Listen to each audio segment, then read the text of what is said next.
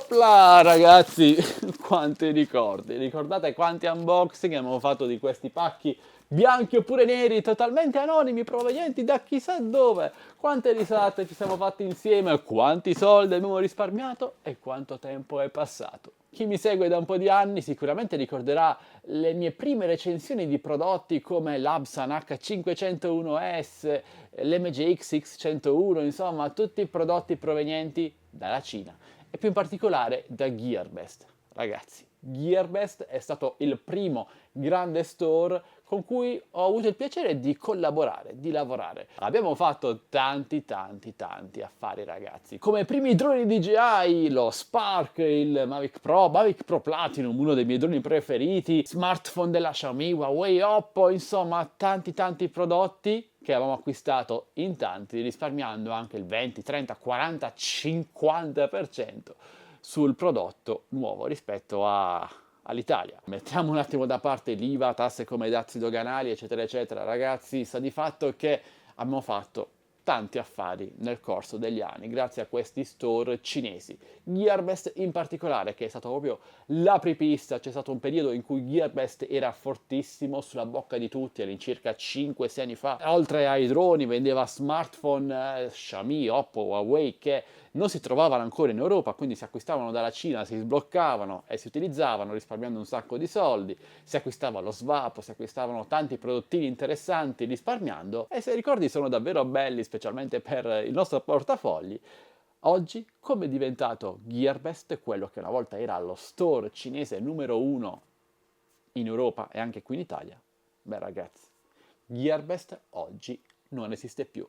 È fallito. La sua versione ufficiale .com.it non sono più accessibili, è rimasto online solo la sua versione .net, che in realtà è solo un backup del sito ufficiale, ma che non ha nessun valore. Uno store, una volta così importante per tanti di noi, che ci ha fatto risparmiare tanti soldi, che ci ha fatto penare con le spedizioni Priority Line, ve le ricordate? Dalla Cina 2, 3, 4 settimane, un mese, 2 mesi, e sono bei ricordi ragazzi. Beh, oggi è ufficialmente chiuso e con la sua chiusura termina una fase importante, quella degli acquisti dalla Cina. È realtà che ormai acquistare da paesi fuori dall'Europa, come la Cina appunto, sia diventato molto meno conveniente rispetto al passato, motivo per cui tanti store come Gearbest appunto stanno chiudendo. È rimasto giusto AliExpress, che è un colosso, ma anche lui è in seria difficoltà. Un aneddoto interessante ragazzi ci fu qualche anno fa, quando Gearbest andava fortissimo e venne chiuso qui in Italia perché su Gearbest era possibile acquistare svapo a basso costo, molto conveniente, illegale farlo secondo l'Italia, quindi l'Italia mise Gearbest in blacklist. Pensate, arrivarono degli omini di Gearbest in Italia per contrattare la rimessa online del sito e ci riuscirono. Pensate quanto era potente uno store cinese come Gearbest solo 4-5 anni fa e oggi è chiuso.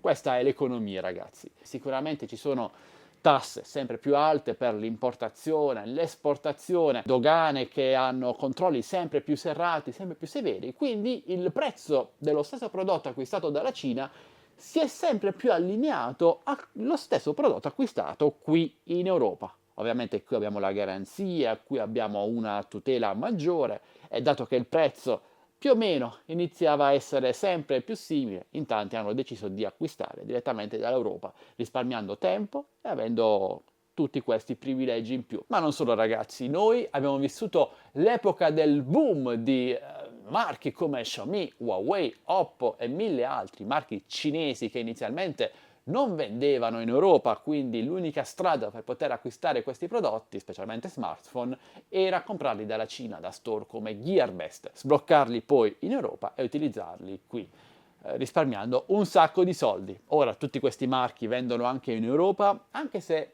la situazione potrebbe cambiare tra un po'. La stessa Oppo sta pensando ad esempio di lasciare il mercato europeo per i costi troppo elevati, comunque ne parleremo in un prossimo video. Quindi c'è tutta questa storia dei marchi cinesi che si sono affacciati in Europa da considerare. Il mio gruppo Facebook Droni e Tecnologia ragazzi, che oggi conta oltre 20.000 membri, in cui vi invito ad entrare, c'è il link qui sotto in descrizione video, è nato proprio come assistenza perché acquistava da Gearbest e doveva aspettare 2, 3, 4, 5 settimane per ricevere il prodotto a casa.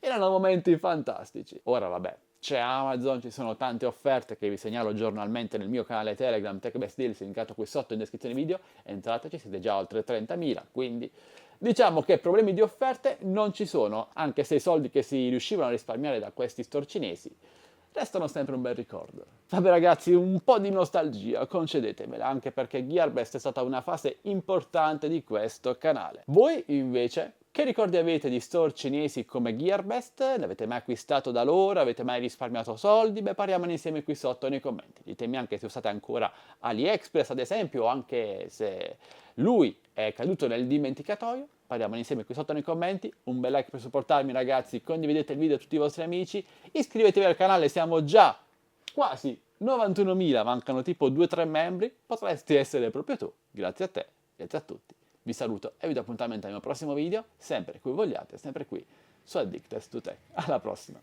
ciao ragazzi!